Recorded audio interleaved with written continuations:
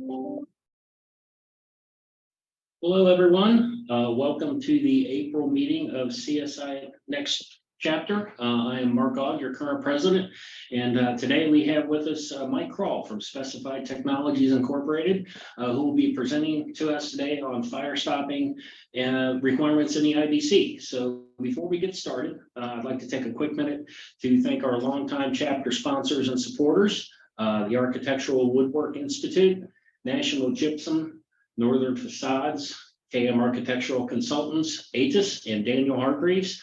Your continued support and involvement continue to help this chapter grow and provide our members with a unique virtual member experience from anywhere in the world. And at the end of this presentation, you'll receive an email survey, at which time you can select if you'd like to receive a certificate of attendance for today's presentation. If you have a problem with that survey link or you don't receive one, please reach out to us at info, I-N-F-O, at CSINext, CSINext.org, and we will be happy to help you out with that. So with that, folks, I will turn it over to Mike, let him introduce himself, and we'll get going. Thank you, Mark. So good afternoon, everybody. My name is Michael Crall, and as Mark mentioned, I work for Specified Technologies. I'm a field engineer, and I cover currently Central North America. Today, we're going to be covering firestop requirements in the IBC. Part of my background is 30 years in the industry. Most of that time spent working for 2 different manufacturers, but then there was a period of about 4 years that I stepped out and did code consultant inspections, did surveys. Some of those were with retired Joint Commission personnel. So as we go through the presentation today, we're going to be talking about where we have those requirements in the IBC, but I'll also include a few NFPA references. If there are any questions, please put those in the chat box, and then as the questions come in, Mark will interrupt me and we'll just answer the questions.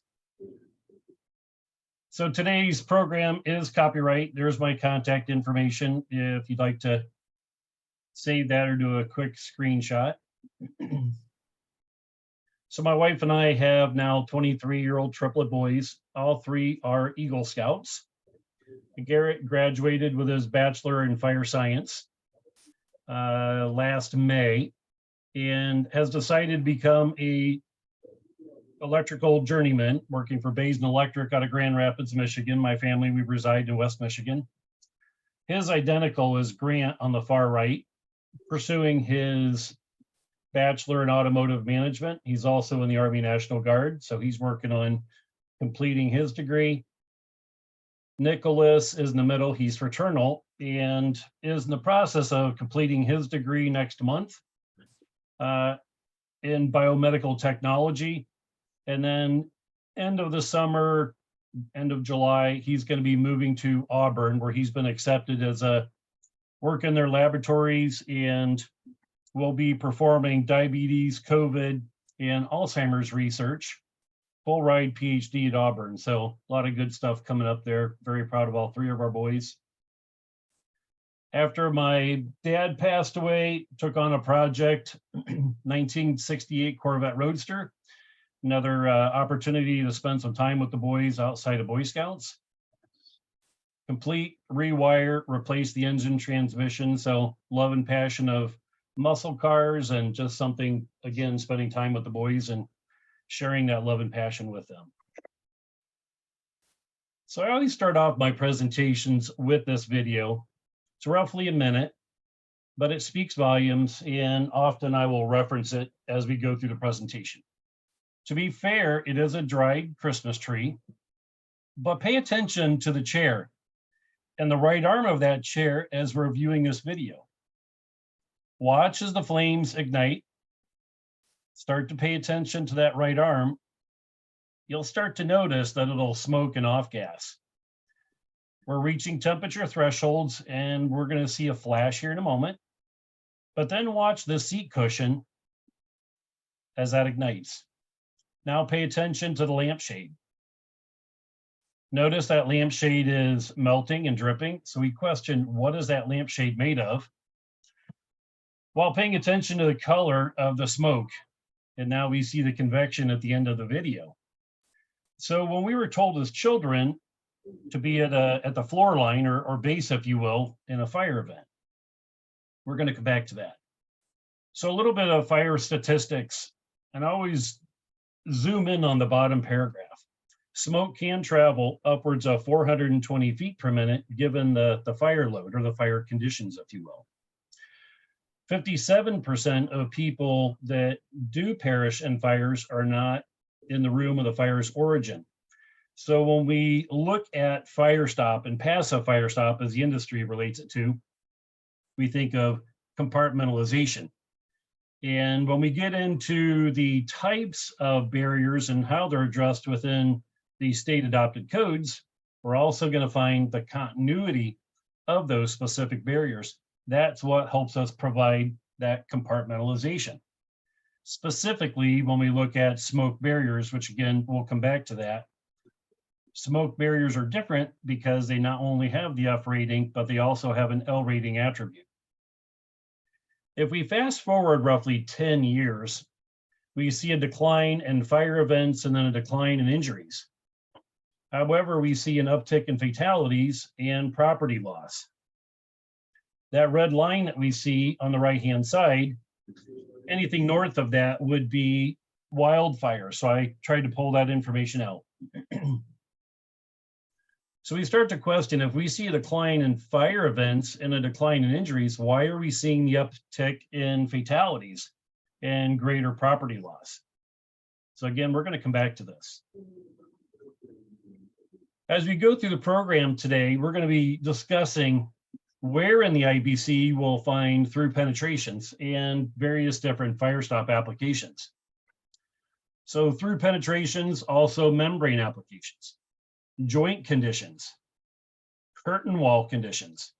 And then we're going to finalize the end of the presentation as we get into the special inspections and a little bit of information on code revisions and what that process looks like. Learning objectives would be, we look at some of the standards, ASTM E814, UL 1479, specifically for through penetration, and then similar for joint conditions. We also have perimeter containment. There have been some changes within the body and the language of the codes that have been typical 2015, 2018, but now some changes with 2021. When we look at special inspections, they're not to replace what a building code official or building inspector would be performing on site. It's actually to complement them. And part of the reason why is because of the complexity of the construction materials that are used today, some of our designs, our approach. So if we were to go back a couple of slides and we look at the statistics and why we have the increase in the fatalities, we're going to be taking a look at that, especially with an upcoming video. If we take a step back into time and we look at firestop history, specifically defining, so what were the definitions? And then through evolution, where did that information come from, or those requests? And what was the preceding events or fire events which took place that had the reason for the means, and why UL recognized and third-party laboratories recognized the need for more robust firestop system testing. If we look back into time, we see initially firestop and firestop applications were listed as product listings, and then developed into what we see as system listings. Initial fire tests were conducted using methodology from the time, so a lot of cotton waste. That development that we're talking about, we're going to get into in the upcoming slides. With F ratings, the duration of time. So where we have a fire resistance rated assembly, 1 or 2 hour, maybe upwards of 4 hour, that's to that period of time. It's not to failure, it's for a specific amount of time. The T rating would be for thermal properties. We're measuring an ambient, it's a 2-part test, upwards of 400 degrees, it's a 325-degree incremental climb. And then the L rating that we started to talk about, which is unique to UL 1479 or UL 2079, depending on whether it's a penetration or joint. Lastly, W ratings. They're truly optional. When we see the optional next to L rating, it is optional except for where we have smoke barriers, because smoke barriers are a part of that compartmentalization or containment that we were talking about. The W rating piece, think of water. Most hospitals, you're never going to hear that they have a flood. They're probably going to call it a key term or phrase, maybe a water event. So we're not allowing water to cascade floor to floor or through the floor, if you will. So what we're doing is utilizing tested systems that were included, that the W rating test was included in that test. So we're using maybe a silicone topical product, or part of that assembly had attributes that would not allow or permit water, if you will, to pass through that floor assembly. And then lastly, the alphanumeric standardized format, and then the introduction of membrane testing requirements. So we go from the definitions now into the evolution years. So mid to late 80s through early 90s, we see that rapid advancement. Incorporation of collars. So we have different pipe assemblies, pipe types, and the combustible family, if you will. Some of them I call exotic pipe assemblies because of extremely low melting thresholds. So this is where we have wrap strip or collars. There's additional firestop parameters and products which may be used. So we're mitigating that temperature climb and sealing off that assembly during that fire burn or that test. We also see the inclusion or introduction of accelerated aging requirements in 1992. That's specific to UL 1479. The alphanumeric standardized format chart was introduced in 92. That language, if you will, breaks down the wall and floor assemblies as well as penetrants by type, metallic, maybe combustible, non-combustible, different cable applications, insulated, etc. There's also a breakdown for joint conditions and curtain wall, so that we can understand that hierarchy of how that format is broken down.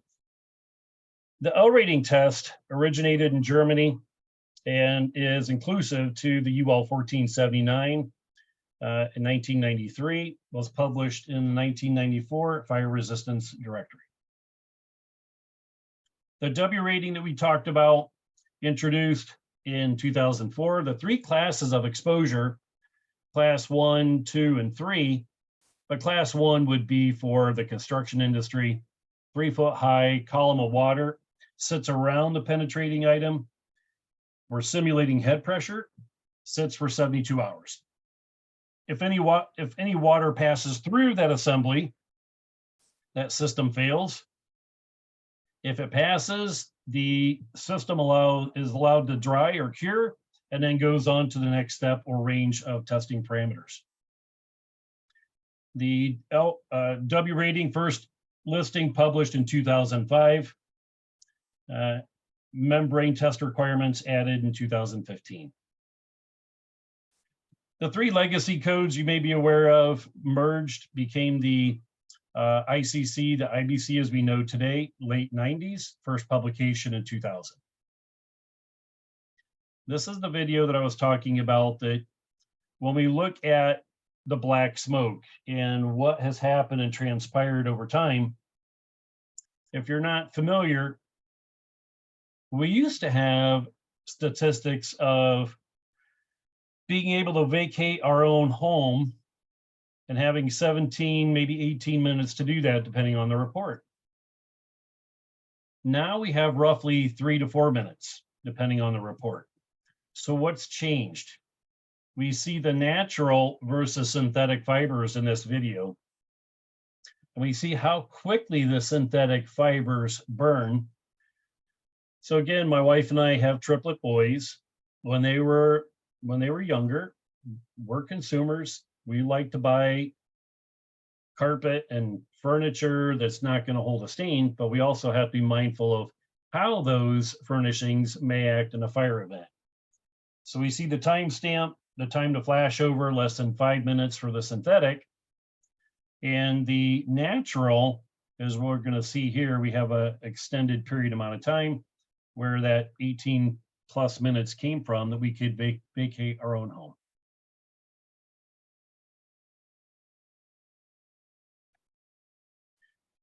So why is the IBC important to fire stopping? One, we're creating a minimum safety threshold. It's also an extensive degree of adoption. We look at a large number of structures falling within different scopes. Not only the IBC, but we have other alternative codes. So depending on the code, being mindful of the intended purpose or application. So we look at the IBC model building code, it's design construction oriented, whereas IFC is fire prevention. And then of course, NFPA 101 and 5000, depending again on the application or the intended use of those alternative codes. Within 2018 IBC, we have the breakdown of some of the red highlighted areas. I do often reference the definitions and even 703, fire resistance ratings and fire tests. 706 through 709, these are our vertical wall assemblies. And within each one of them could have specific attributes of, like a firewall has its own foundation. Fire barriers, we start to look at the continuity of where that barrier shall start and where it shall terminate. Similar with fire partitions. And then again, smoke barriers are different.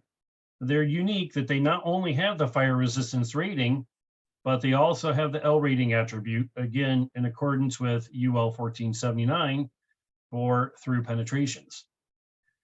I run into a lot of confusion in the industry between smoke barriers and smoke partitions. So I do have a slide coming up where we'll break that down a little bit more. Often when I'm reviewing construction documents, I might find an occasional wall assembly that's detailed as a priority wall, possibly a smoke wall, or maybe even a smoke tight wall. Priority wall is not, as we see here, identified within the body and the language of the code, but it does talk about staging and coordination. So it's important to identify the barriers correctly because of the continuity, integrity, and where the barrier shall start and terminate. Same with smoke wall, but as I've mentioned, the confusion between smoke barriers and smoke partitions, sometimes on a set of construction documents, I'll find a smoke wall. That does not exist. Smoke barriers are a minimum 1 hour fire resistance rating. Also has that L rating attribute. Smoke partitions are non-fire resistance rated. So night and day, 180 degrees apart. The terminology smoke tight, there are a couple references within IBC, but mainly it's an NFPA 101 reference. From the top of a smoke partition to whatever that floor roof assembly is above. So that joint is actually what's referenced as smoke tight. I was on a project a couple years ago and there was a floor assembly non-rated smoke barrier as it was identified. So non-rated smoke barrier. So we know smoke barriers are minimum 1 hour, but we're showing it as non-rated. It ended up being a non-fire resistance rated floor assembly. Here we'll see that breakdown between the smoke barriers and the smoke partitions. Notice the highlighted areas. Where we have a smoke barrier, this is all found within the body and the language of the codes, we're resisting movement of smoke. Whereas smoke partitions, we're limiting movement of smoke. Smoke barriers, minimum 1 hour. We see the continuity and then also penetration and joints as they're identified within that specific barrier. Similar, we'll find smoke partitions, but it's not rated. They are non-fire resistance rated, but we do see the continuity, penetrations, and then joints again. Within those applications for smoke partitions, we see approved material to limit that free passage of smoke in accordance or accepted by the AHJ. This is where we typically find the smoke and acoustic type sealants. Whereas a smoke barrier, very specific scientific testing with the F rating and the L rating. Marking identification, some states have not adopted this. It's also a parameter which is not identified or recognized within NFPA 101. When I did some of those surveys previously, I've heard survey individuals say that the healthcare owner needed to paint over the marking and identification. Sometimes the industry calls that stenciling, but that is a code requirement. And if that is within that state adopted code, then it shall not be painted over. The term FM 4991 and labeling a fire stop is not a code requirement. However, it is a best practice. So this is where when we have projects and we're labeling the fire stop, that's where the standard comes from, FM 4991. Comparing two sets of construction documents, same healthcare organization, same building, same floor, same suite, but visual representation different between building code on the left and NFPA 101 on the right. Again, keeping in mind, labeling was introduced 2006, marking and identification, the slang term stenciling, introduced in 2009 with an update in 2012. The difference is we're maintaining a 30-foot spacing, but 2012 updated to within 15 feet of a wall termination. Continuing on, penetrations and joint systems. I'm not spending a lot of time on this today, but there are also vertical openings and shaft enclosures that we need to be mindful of, top and bottom of shaft enclosures. And the construction of those is very important. So penetrations, and if we look specifically at 714.5.4, these are penetrations and smoke barriers, where we're going to reference that UL 1479, because that is your smoke barrier, but your L rating test for that. When I review a set of construction documents or a submittal, and all of the tested systems, the third-party tested systems, are included, but none of them have any parameters for the L rating, then that's a flag. Because we want to make sure that if we have smoke barriers on that project, we have corresponding submittals and tested systems. Similar with joint systems, we see 715.6 fire-resistant joint systems in smoke barriers. That's in accordance with UL 2079. Because I've spent so much of my career, not only with A&E firms, but also building code officials in Bureau of Fire Sciences or services, what we'll have would be individuals that will say, hey, I have a conflict. I'm speaking with the building code official and they're viewing things. Part of that is because of the different adopted codes which are being used or referenced. So where we do have conflicts, we want to make sure we review those fire codes, which are most restrictive. And then also the important part, being able to show the path to both jurisdictional laws or ordinances. Through penetrations. So there are allowances within the building code that show penetration exceptions. However, they're not tested. And again, I'm not spending a lot of time on this today.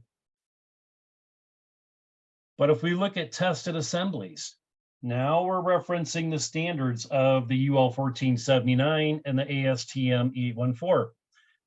That's the hose stream test. It's an integrity test, and it's the upcoming video. We're checking the integrity of an assembly as it comes off the kiln. The hot side facing the kiln is through the burn. It's sacrificial. The part of the test of the hose stream is to test the cold side, the opposing side of that assembly.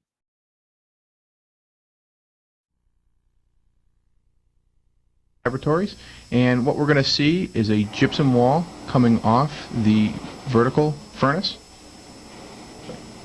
Once the wall comes around here, what you'll see is a couple of steel pipes. Basically, our temperature is about 1800 degrees on these pipes. We had a plastic pipe in the upper left-hand corner, and then closing in here on the cable bundle. This is the application of the hose stream, and as I mentioned, this isn't your typical garden hose. And you can see the first layer, or the one side of the gypsum, is completely blown off by the hose.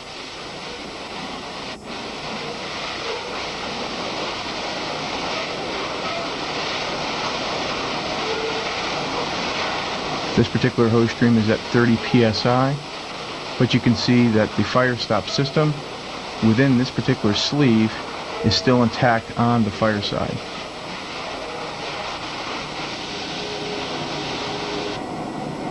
And getting a close-up of the actual application, there the Firestop system is still intact. This system passed. Okay, so as part of that burn or that test, it's a 2.5-inch water cannon.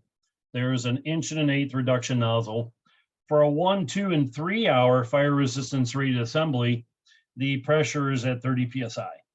If it's a 4 hour, then that 30 psi jumps to 45. So when we think of fire walls, and again, an integrity test, we're looking at the integrity of the type of barrier and rating, and ultimately what that usage will be. So we look at through penetrations and how it's identified, if you will.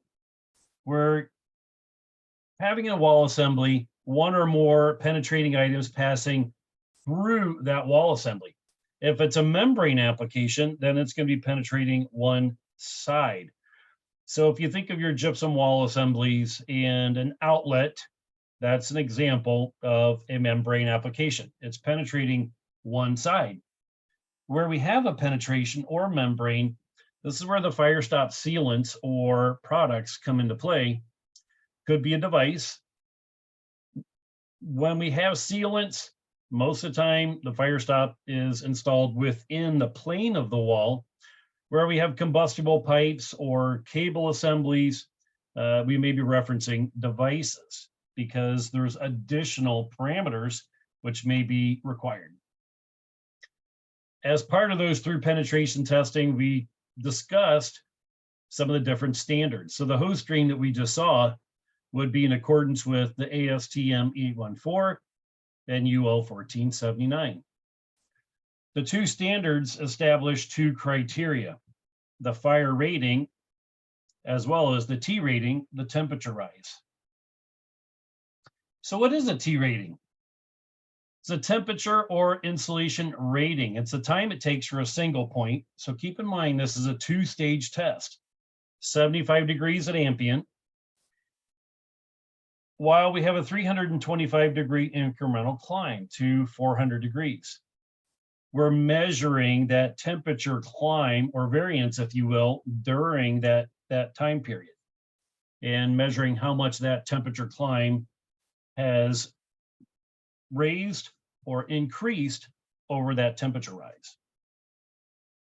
Where we have T ratings, there are some exceptions, so I'm not going to read all of this. I'll give you a visual. Exception 1, where we have stud cavities. So we have a pipe penetrating, in this case, a floor ceiling assembly.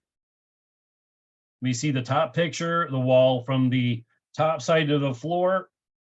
Conversely, the floor ceiling with a wall assembly directly below. So this is a exception number 1, because the penetrant is encapsulated within that wall cavity. Exception number 2 would be drains located in a concealed space.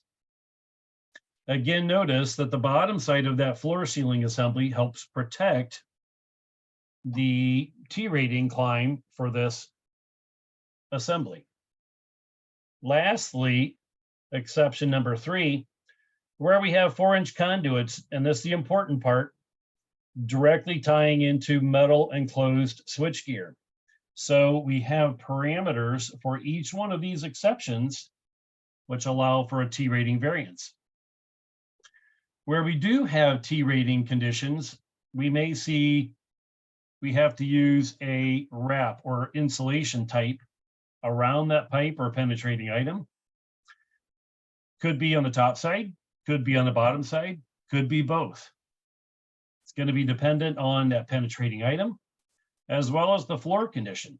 The thicker the floor condition and the varying size of that penetrating item and the schedule will dictate how quickly the thermal properties will climb. Hey, Mike, got a quick question here. In regards to the slide you just showed a little bit ago that had the concealed applications, that one, and I think maybe the one before it where we had the pipe going through the wall. So I asked, is there a, yeah, that one, or something like that, either one. Is there, are you aware of, or is there any type of requirement? Maybe it's risk advisor requirements such as, insurance carriers and folks. Are there any requirements or anything that you know of that require those penetrations to be either physically checked or visually inspected from time to time, other than at time of installation, which the AHJ would do? Yes, and I can send follow-up information on that. There are requirements for owners to annually inspect, and that is part of the International Fire Code. Okay. And I can send those references over to you at the end. Okay. Thank you. Yep. Okay, so L ratings. So 714.4.4 penetrations and smoke barriers. Because smoke barriers have that L rating attribute, again, for UL 1479, the L rating, we're looking at air leakage. This is also a 2-part test. So we're measuring ambient, say 75 degrees again, and then a 325-degree incremental climb. So think if we have a cable bundle, air mitigation possibly through that cable bundle, and what that might look like. We're measuring in CFM, cubic feet per minute. So here we have the guidelines of L ratings, and air movement shall not exceed 5 CFM for a single opening, or a total 50 CFM for any 100 square feet of wall or floor area. Now, again, keep in mind, smoke barriers are unique, that they are allowable to be vertical or horizontal as identified within the code, the state adopted codes. The W ratings, again, when you're in a hospital, you're never going to hear somebody say they have a flood. They will call it a key term or phrase. Obviously, I work for a manufacturer, but my personal belief is, in hospitals, in IT areas, in sensitive environments, every single floor should have third-party W-rated systems. If you think of a surgical suite below an area, we obviously don't want water impeding into that, or an IT area. So we're checking that assembly. Again, it's a 3-foot-high column of head pressure. There's rice paper on the floor below that assembly. If that assembly passes, again, we allow time for that fire stop and those sealants to cure, and then it goes on to the next range of testing. So I mentioned that alphanumeric chart. This is a schedule that I put together, and you can see 3 different wall types. I'm not going to spend a lot of time on this, but on the left-hand side, you see the penetrating items. The yellow hyperlink at the top will take you directly to the website. If we're looking for a metallic pipe going through, say, a gypsum frame wall on the right-hand side, and I have a 2-hour F-rated assembly and an L rating attribute, so it's a smoke barrier, we can follow that over and find WL 1049. Has that 2-hour rating, L rating attribute. You see in the left-hand column, it's a caulk or ceiling. Very quick, simple reference chart to use. Mike, Joint assemblies. is that chart available either on your website, or is that something you can send out? Yes, sir. Yep. Great. And I also include different code references within the document. And then there are also one thing that I find our industry, we struggle with a lot would be gypsum repairs. And how do we repair a gypsum wall assembly? So if we look here at the top, we have different gypsum framed assemblies. No penetrating item, blank opening. You follow that over, we have in the device column WL0020. That's our composite sheet. So that would be one. It's a tested sample or a tested solution, if you will. Does require additional framing. And then there are also some industry alternative repairs requiring additional framing, like materials, with the intent of taking that wall repair back to the original base design. But yes, I will forward this on. So joint systems and how they're identified within the code would be fire resistant joint systems. Sometimes I'll see terminology of gaps. They're actually fire resistant joint systems if it's for rated assemblies. Now, what makes this unique would be it's a rated wall assembly and a head of wall condition, so a rated floor. So we have 2 fire resistance rated assemblies. We have a joint, or we do have a gap in between those, but the language at the top is how it's identified within the code. They're tested within ASTM E1966 and UL 2079. The UL 2079 has that L rating attribute. So when we think of smoke barriers, that's part of that condition or that testing. We see optional pieces of cycling. Okay, that's going to be based upon the test sponsor. So in this case, the manufacturer. Joint systems in smoke barriers. Now what we're looking at is 5 CFM per linear foot for both ambient and elevated temperature rise. So your 75 degrees, your 325 degree incremental climb to 400. We're checking that air movement or leakage at both of those temperature ranges. The joint movement testing, class 1, class 2, and class 3. There is class 4, typically 1 through 3. And then the cycles or cycling rate and number of cycles. Here is a similar alphanumeric chart, obviously for joint conditions. I only did a snapshot of part of it. You can see the FTL, but now M movement criteria. The previous document we looked at had W in that column for water. So in this case, we're looking at movement criteria. You notice the joint width, the 2 different columns that we have identified, and then the type of joint on the left-hand side.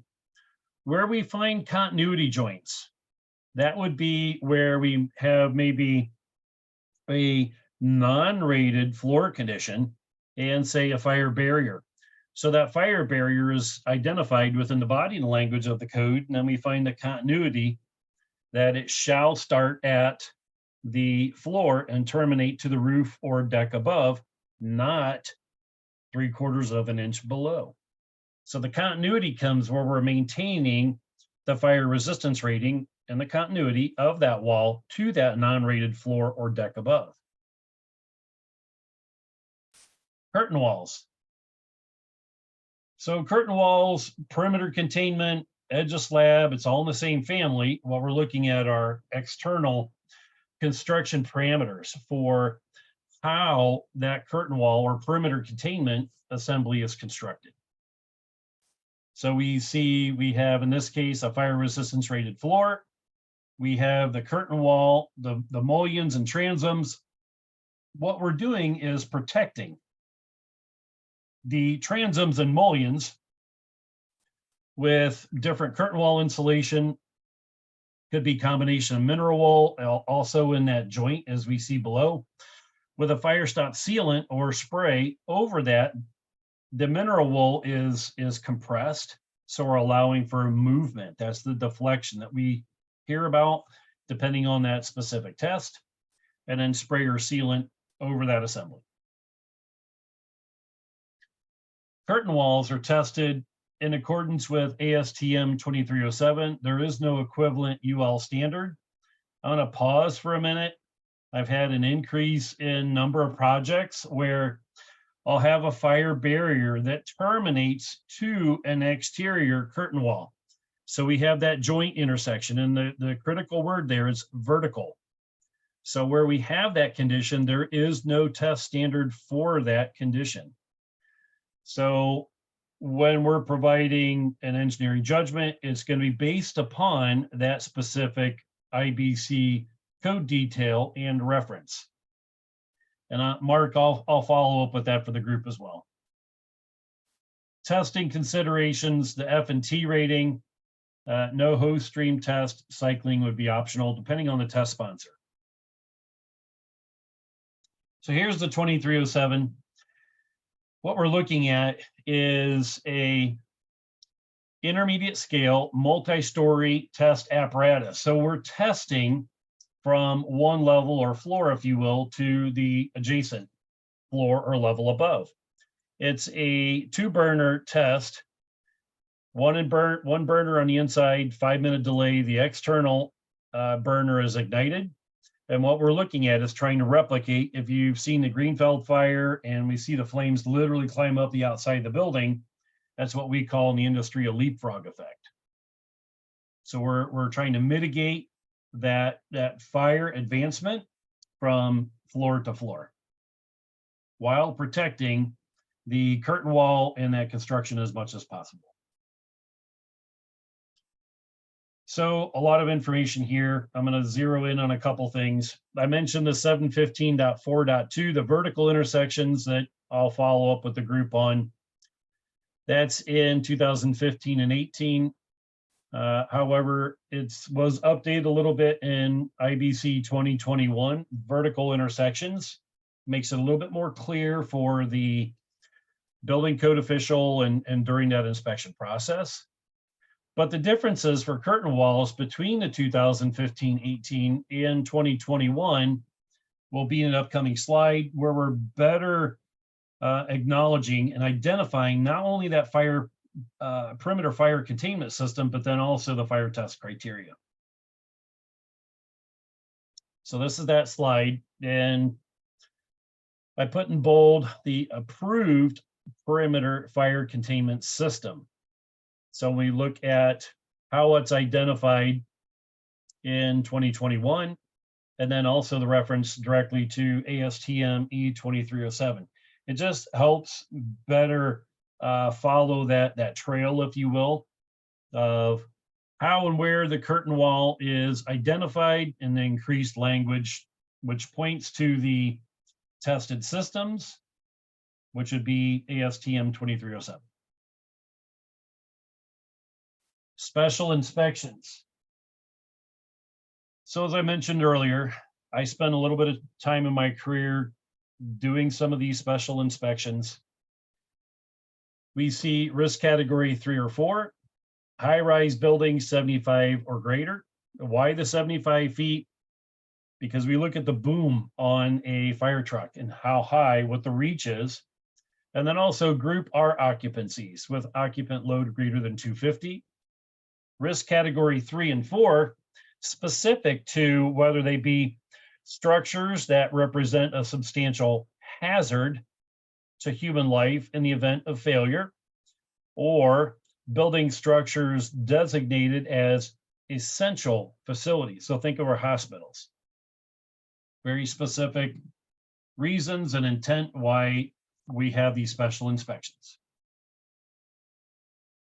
ASTM 2174 is for penetrations, with the intent of either witnessing a minimum 10% of each type of fire stop system being installed, or conducting a post-installation destructive test.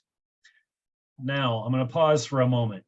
Keep in mind, if we are allowing for that 2174 and we're electing to do a post-installation destructive test, that means that that assembly will need to be repaired.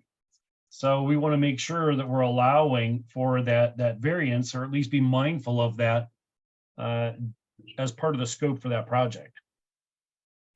Hey, Mike, on the testing there, is the witnessing of the test, is that something, is that done third party? Does the AHJ need to be a part of that? How does that all work? The AHJ will review the reports, but it's a third party, and it's as approved. So I do have a little bit of information coming up on that as part of this inspection standard for penetrations and also for joints. It's the inspector as approved by the AHJ. I do have a slide coming up, ASTM 3038, where we'll look at a new standard, but it's not a code requirement. So we'll come back to that. So here, where we have that destructive test, a minimum 2%, and here's the important part of each type. So if I have 100 through penetrations, 50 of them are metallic pipes, 10 of them are cables or maybe combustible pipes, etc. It'll be 2% of each type per floor, or 10,000 square foot area. For joint assemblies, ASTM E2393, we're witnessing a minimum 5% of that total linear feet of type of joint system, or conduct a post installation. It's typically a 12-inch sampling every 500 linear feet, multiple samplings over that 12-inch. But again, keeping in mind, if it's destructive test, we have to allow for the repairs.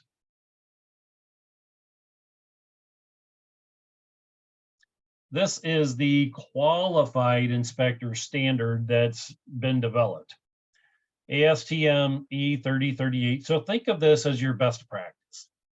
I have some municipalities that I work with that will require this, or some design firms, or actually healthcare owners, to be more specific, will require that because they have a environment of care policy, maybe their fire life safety trainings, their standards that they're upholding. So the previous two, 2174 and 2393, are approved by the inspector. 3038 is a qualified inspector program, but it's not a code requirement, would be a best practice. Now, because there was a period of time that I did some of these inspections, I worked for a manufacturer again, it's conflict of interest. I cannot do that. Also, if you work for a manufacturer, whether you've done it before or not, it's conflict of interest. Manufacturers do not inspect. We can be on site to confirm the product, that the product is not expired, and that the product matches the system, the third-party tested system. But as far as applications go, we're not part of that process. Manufacturers cannot inspect fire stop applications. Code revisions, I kind of abbreviated this slide. We have a coordination of codes, 3-year cycle.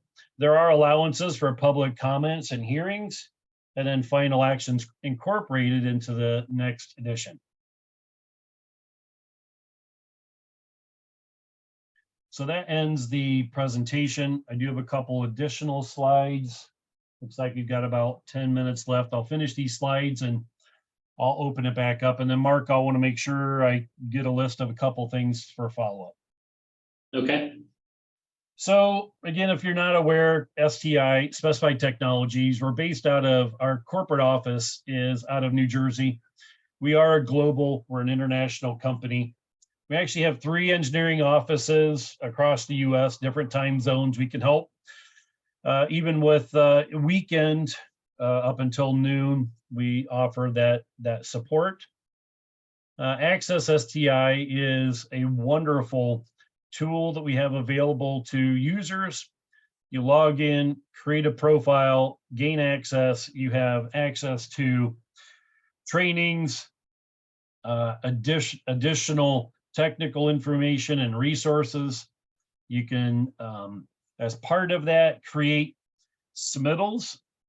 We have a system search that I think is unparalleled, very intuitive. You can save submittals, you can pull them back up, you can edit, you can duplicate. Then we also have engineering support services. This is our engineering support team. We have over 280 combined years. We're able to provide 24-hour engineering judgment turnaround time. This is all we do is Firestop. We truly have the best engineering services group in the industry. Our technical resources are unparalleled. We have depth that no other manufacturers have. The architectural resources that we have available would be not only the Access STI, but also guide specs, pre-generated. We also, myself, Keith Sanford and John Mazzarella, they cover West and East respectively. We provide their field engineers as well. We provide spec reviews, work very closely with A&E firms, help steer and guide accordingly. BIM objects, so we have that capability. If you have a project, we're more than happy to work with you in conjunction with our Firestop clash management program or software, so we can help identify where there might be a clash. And then Firestop Locator, where we have construction documents. Think of a healthcare facility. We can upload those construction documents into the Firestop Locator. You can literally drop pins where the penetrations or joint or perimeter containment applications are located. You can record the tested system, whether it's passed, failed, what might be wrong with it.